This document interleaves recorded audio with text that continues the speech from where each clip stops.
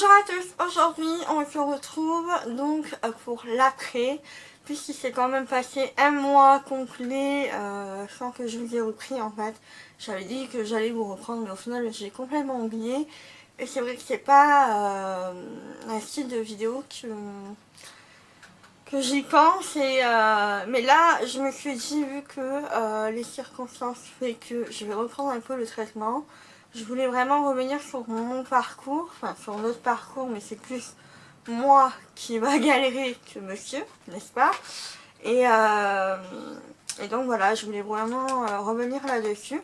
Donc ce qui s'est passé au mois de septembre, donc on a commencé le premier mois où on a fait notre première insémination. Donc j'ai fait les piqûres, on avait rendez-vous au moins une fois sur deux à la PMA pour prise de sang plus échographie. Donc l'échographie c'est plus pour mesurer vos follicules. Donc les follicules, d'après ce que j'ai compris, c'est eux qui vont libérer l'ovule et tout ça. Il faut qu'ils soient d'une certaine taille avant de déclencher l'ovulation. Donc il faut qu'il soit compris entre 16 et 20 mm. Et moi, au tout début, ça ne grossissait pas, ça restait à 10 mm, je crois. Et du coup, c'était pas vraiment l'idéal. On m'a augmenté, donc on m'a augmenté la dose de Benfola. Donc c'est une piqûre hormonale et du coup, j'ai vraiment senti les effets. De toute façon, je sentais les effets. Mais c'est vrai qu'en augmentant, j'ai senti encore plus les effets sur mon corps. Donc des fois j'avais mal à la poitrine, des fois j'avais des douleurs comme les règles. J'avais un peu de nausée, mais je pense que c'est le corps qui se réadapte. C'est le corps qui se réadapte un petit peu au niveau des médicaments, des hormones, parce que c'est quand même des hormones qu'on s'injecte. Et donc au bout de 8 jours, ben voilà, on m'a augmenté et du coup j'ai pu passer l'ovulation et l'insémination quelques jours plus tard. Donc l'insémination, si vous n'en avez jamais fait, si vous en avez jamais fait, je vais y arriver. Donc en fait, vous êtes dans une petite salle avec votre chéri, donc votre chéri doit arriver de bonne heure. Faire sa petite affaire et vous, bon, vous n'avez rien à faire, pas d'écho, pas de prise de sang, rien. Voilà, on vous rappelle, on vous dit de revenir peut-être 2 heures après et au bout de 2 heures, là on vous installe dans une petite salle, avec votre chéri, donc vous pouvez être accompagné ou non, tout dépend de votre compagnon, s'il veut vous accompagner ou pas. Nous on le fait à deux parce que j'estime que c'est quelque chose qui se fait à deux. C'est comme pour faire un bébé normal, enfin normalement, on se doit de le faire à deux. Donc là, pour moi, la PMA, même si c'est qu'une insémination, pour moi, ça se fait à deux. Et de toute façon, il n'avait pas le choix de m'accompagner puisque j'ai pas le permis, donc voilà. Du coup, il est rentré dans la salle avec moi, donc je me suis installée, donc vous êtes sur un fauteuil, vous avez un grand drap, et il y a une personne qui passe la tête par la petite encoche, et qui vous dit que le médecin va arriver et tout ça. Donc le médecin arrive, bon elle demande si ça s'est bien passé, elle voit par rapport, alors je ne sais pas comment, mais je pense par rapport au col et tout ça, qu'on a bien supporté le traitement, c'est ce qu'elle m'a dit. Il nous dit aussi le rendement de monsieur, donc lui il avait un bon rendement, donc tout était nickel pour que ça marche. Et donc elle m'insémine et on a environ 5 minutes à patienter, comme ça, dans la même position. Et après, donc il vous dit c'est bon, vous pouvez partir. Donc là, vu qu'il y a une insémination, il n'y a pas vraiment de recommandation, on m'a dit de vivre normalement. Par contre, j'ai vu sur internet qu'il ne fallait pas que je porte du lourd. Donc j'ai suivi quand même les conseils d'internet de ne pas porter du lourd, parce que bon, on ne sait jamais, voilà. Donc voilà, on est rentré chez nous et là on a les 15 jours les plus longs de notre vie à attendre pour savoir si bébé s'est implanté ou pas. Donc voilà, alors j'avais vraiment des symptômes un peu des tiraillements, un peu vraiment des douleurs de règles, douleurs au sein, tout ça, enfin...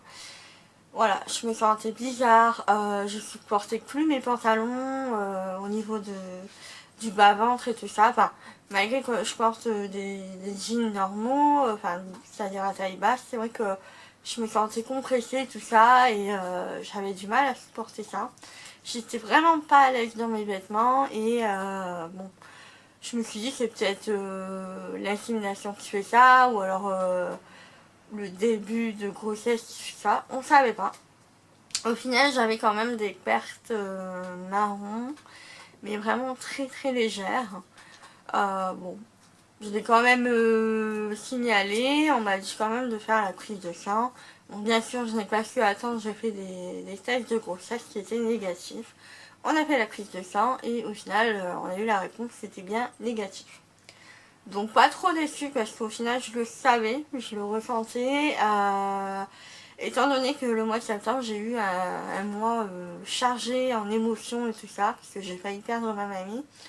Et du coup, bah voilà, j'étais pas vraiment dans un état de repos, de no stress, voilà, de plénitude, qu'une personne qui fait le parcours normalement. Donc voilà, ça a été un mois assez compliqué. Aujourd'hui, ça va mieux. Au niveau de ma mamie, elle est rentrée chez elle, mais c'est vrai que je m'en occupe quand même pas mal. Par choix et par envie, surtout. Et puis bon, voilà. Je sais que maintenant, je peux un peu me reposer et être moins stressée quand même. C'est vrai que voilà, au niveau du stress, ça va mieux. Mais bon, il m'arrive quand même d'avoir des petits coups de stress et tout ça, mais j'essaye justement de souffler et de me calmer. J'ai même repris, j'ai même commencé la sophrologie pour m'endormir et franchement c'est vachement efficace. Sur moi ça marche du tonnerre, donc voilà. Donc j'essaye quand même de m'accorder des moments à moi, même si c'est pas super simple tous les jours, mais au moins voilà, j'essaye de souffler un peu. Donc aujourd'hui on a eu notre rendez-vous, donc l'échographie qui est juste avant les règles. Et donc juste avant, il y a quelques jours de ça, on a eu le rendez-vous avec la spécialiste de la PMA. Donc voilà, elle nous a fait un petit peu le compte rendu, elle nous a dit que bon bah ça allait pas marcher mais que ça arrivait et tout ça. Que pourtant tout allait bien de mon côté et du côté de mon copain.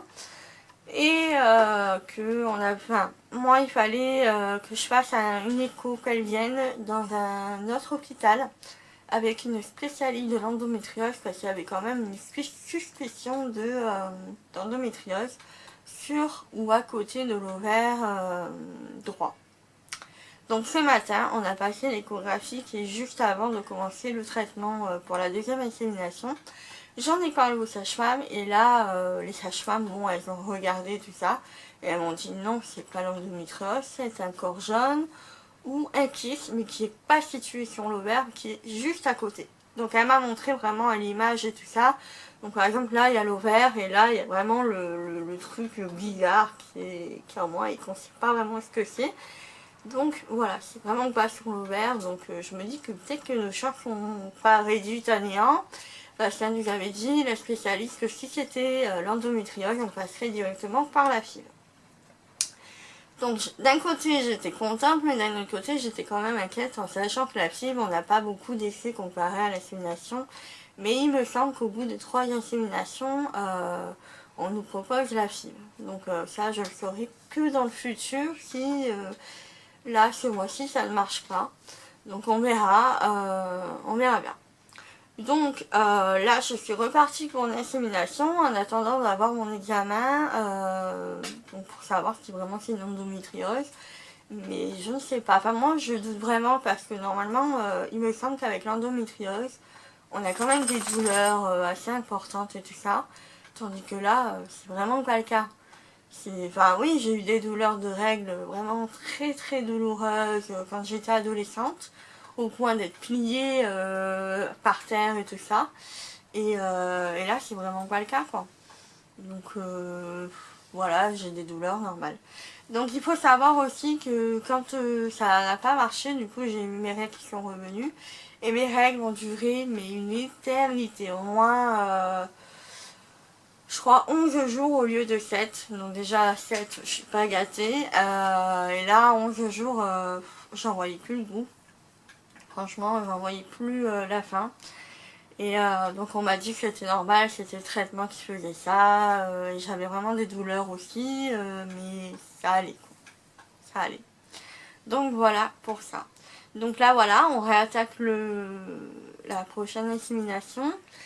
C'est vrai que je me dis c'est vraiment plaisant aussi d'avoir un mois où on ne fait rien.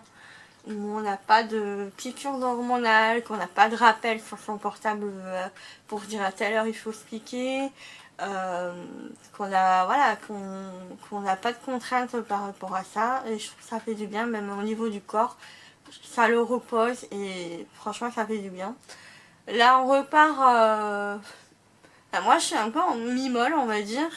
Je suis un peu mitigée parce que du coup c'est vrai que je m'étais faite à l'idée de faire peut-être une FIV si ça marchait pas et si j'avais vraiment l'endométriose.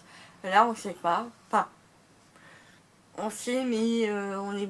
Enfin voilà, moi je pense pas que j'ai l'endométriose. On verra bien le 19 novembre, mais bon, voilà. Donc après je me dis, faut peut-être y croire à la deuxième insémination parce que du coup le corps s'est un peu habitué, a vu un petit peu ce que ça faisait les piqûres hormonales et que en plus j'avais très bien supporté le traitement donc je me dis pourquoi pas. Maintenant ça sera, je pense que ça sera peut-être vraiment la surprise du chef, on va dire. Donc voilà, on verra si ça prend ou pas. Mais voilà, ça y est, on est reparti et je vous tiendrai au courant bien sûr. Je pense que je vais poster cette vidéo dans pas très longtemps et je vous ferai des petits épisodes comme ça par-ci par-là. Je pense pas vraiment à des jours fixes, quoique peut-être tous les lundis pour vous expliquer un petit peu. Enfin, pas tous les lundis fixes, mais de temps en temps les lundis. Vous verrez des épisodes comme ça sur la PMA, sur notre parcours. Je trouve que c'est une vidéo, un thème de vidéo qui est assez important parce que c'est vrai que moi j'en cherche de temps en temps. J'essaie de voir un petit peu les parcours des autres personnes sur YouTube parce que c'est tout nouveau pour nous, même si on l'a déjà fait une première fois, ça reste quand même pas évident. Pas évident sur le plan physique déjà et sur le plan mental et tout ça, enfin voilà. C'est pas facile tous les jours, surtout quand là en plus j'ai pris beaucoup de poids par rapport au traitement. Enfin beaucoup de poids, je sais pas, je me suis pas pesée mais j'ai l'impression que j'ai pris du poids. Et à chaque fois on me sort la question si je suis enceinte et que je réponds non, alors là les gens ils sont tous désolés. Mais voilà, je leur explique tout simplement que je suis en PMA, c'est vrai qu'il y a des réactions qui sont bien, il y a des réactions qui sont un peu d'accord, enfin voilà. Du coup, c'est un peu compliqué par rapport à ça, mais bon, voilà, après, je le vis quand même bien, mais c'est vrai que des fois, c'est pas simple moralement. Surtout que bon, on se pose vraiment la question de, pas moi personnellement, après je suis une fille, hein. Une fille se pose beaucoup trop de questions que par rapport au mec. Si vraiment un jour on arrivera à être parent, ou si j'arriverai à être maman, en tout cas enceinte, et à voir si vraiment ça ne marche pas, quelle solution ça fera nous. Pour l'instant on n'en a pas vraiment discuté, mais je sais pas. Franchement, honnêtement, je sais pas. Moi, c'était plus dans mon idée depuis toute petite d'être maman et d'être enceinte naturellement. Une chose qui n'arrivera pas à moins que, on sait pas. Mais voilà, dans tous les cas, voilà. Donc voilà pour cette vidéo, je vous dis à très vite pour le suivi de notre deuxième insémination qui va bientôt commencer puisque là j'attends mes règles. Et donc voilà, j'espère que ce style de vidéo vous plaira. C'est la première fois que je vais poster ce genre de vidéo, mais je trouve que voilà, ça peut aider des gens qui sont dans le même cas que nous, ou qui forcément ça fait des années qu'ils essayent et qu'ils n'y arrivent pas à vraiment consulter un gynécologue déjà pour la première chose. Et ensuite, si vraiment ça fait des années et des années que vous essayez, n'hésitez pas à aller voir la PMA, c'est gratuit, c'est pris en charge par la sécurité sociale. Donc moi, au tout début, on m'avait dit que c'était payant, c'est au moins 4000 €, alors que moi, quand on m'a sorti le prix, j'ai dit non, je pourrais jamais et tout ça, je fais tant pis, je ferai jamais maman. Et au final, non, c'est pris en charge, il n'y a pas de souci pour ça, donc voilà. J'avais peut-être un examen, je crois, de 47 € à payer, mais voilà, c'est tout. Voilà. J'avais rien de plus que ça. Donc rassurez-vous et voilà. Et je pense que c'est aussi une histoire d'équilibre mental, de faire le vide, d'être bien dans son corps et dans sa tête. Et voilà, je pense que s'il y a une histoire comme ça, je pense que voilà, ça compte beaucoup aussi. Et donc je vais tout faire pour que ça aille mieux ce mois-ci, qu'on soit... déjà là je le ressens, je suis quand même moins stressée. Mais voilà, on va tout faire pour. Voilà, sur ce je vous fais de gros bisous et je vous dis à la prochaine pour une prochaine vidéo dans ce style-là. Ciao ciao.